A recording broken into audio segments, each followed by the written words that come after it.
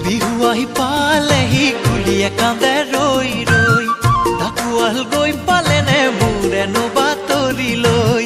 বিহু আহি পালেহি কুলিয়ে কান্দে ৰৈ ৰৈ ঢাকুৱাল গৈ পালেনে মোৰেনো বাতৰি লৈ ককোৱা সূতাৰ গামোচা লগাইছানে নাই ঐ